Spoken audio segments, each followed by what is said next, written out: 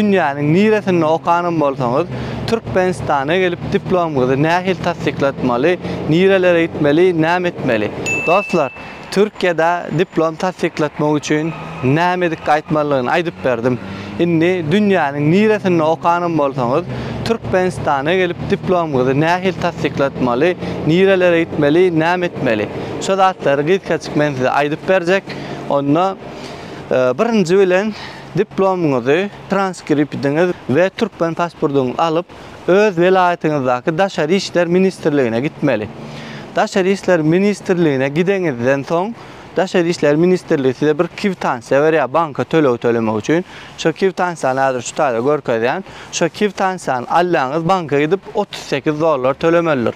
Onam dollar edip tölemeli. $38 $38 töläňizden soň çeýiňiz bilen ýene Daşary işler ministrligine alyp